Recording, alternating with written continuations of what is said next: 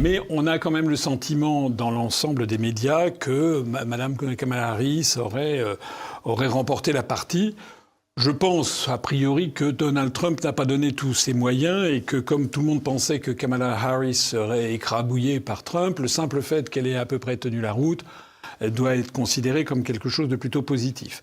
Cela étant, je vois qu'il y a des sondages qui sont sortis sur CNN qui sont tout à fait contradictoires. Certains disent, par exemple, que sur les questions économiques, Donald Trump, avant le débat, était jugé comme étant meilleur pour gérer l'économie par 53% des téléspectateurs, contre, je crois, quelque chose comme 37% et puis 10% d'indécis pour Mme Harris.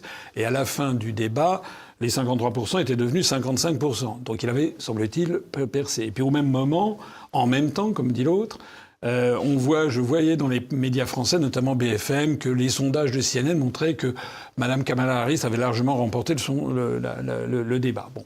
Ce que je pense profondément, c'est que il faut comprendre que la grande majorité des médias américains font le jeu de Mme Kamala Harris. C'est un peu le Macron de l'étape, si j'ose dire. C'est comme Macron en 2017.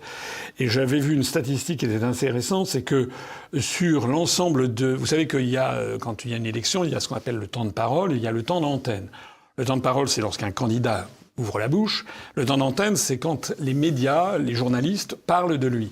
Et j'ai vu une statistique qui montrait que sur le temps d'antenne consacré aux deux candidats, il y avait, je crois, 83% du temps d'antenne qui était favorable à Kamala Harris. Donc, du point de vue idéologique, Trump est beaucoup plus proche de Poutine, de Xi Jinping, des BRICS, qui sont dans cet ordre de pensée, que de Kamala Harris.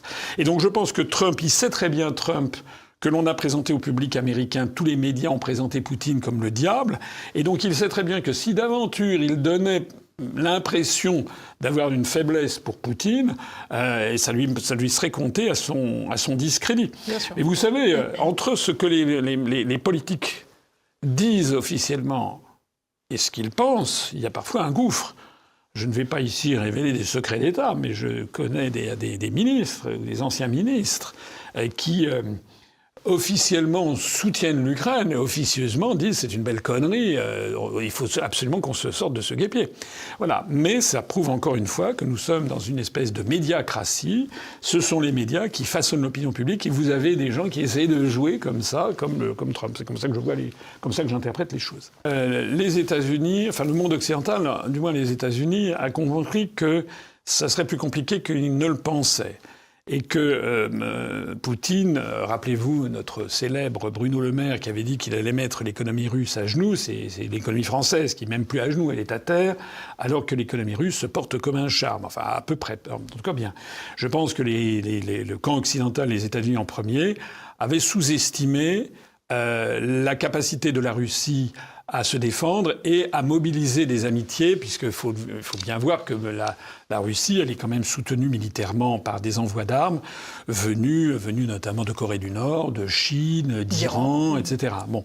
Donc, ce qui se passe actuellement, c'est que l'Ukraine est au bout du rouleau et que les Occidentaux ont envoyé, en fait, du matériel militaire aux Ukrainiens pour, finalement, essayer d'affaiblir l'immunité russe, si je peux dire, c'est-à-dire d'affaiblir encore, quitte à se battre, comme on l'a souvent dit, jusqu'au dernier Ukrainien. C'est je sais pas, l'inconséquence, la superficialité, le côté quand même complètement délirant de la situation actuelle. Et si vous me le permettez, je trouve qu'en France, ça fait quand même maintenant depuis 70 jours qu'on est à la recherche d'un gouvernement. Tout le monde se pose la question de savoir est-ce qu'un tel va entrer au gouvernement Barnier, et puis Madame Castex, ou le sketch qu'on a eu pendant tout l'été. Mais pendant ce temps-là, les députés français ne demandent pas qu'il y ait un débat à l'Assemblée nationale. On risque d'entrer dans une troisième guerre mondiale. Mais enfin, que font le Rassemblement national? Que font le nouveau Front populaire? Ils font quoi?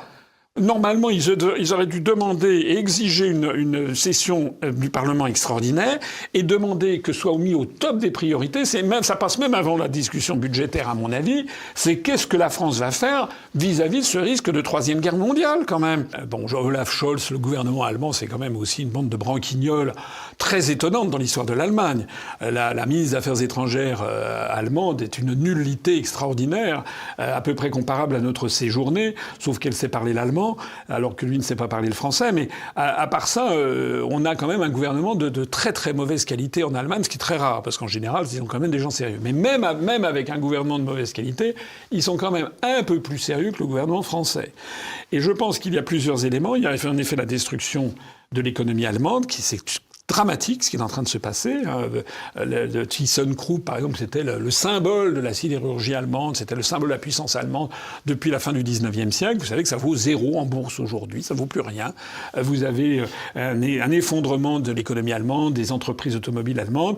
Donc le grand patronat allemand, qui est quand même très patriote et nationaliste, doit tirer la sonnette derrière dans les antichambres ministérielles. Et à ça, il y a en effet les sanctions, donc qui sont responsables. Il y a aussi la destruction de Nord Stream 2, même si actuellement on fait encore semblant de croire que ce seraient des Polonais ou des Ukrainiens. Tout le monde sait, dans toutes les chancelleries, en Allemagne en particulier, que ce sont les Américains qui ont donné les instructions pour détruire Nord Stream 2.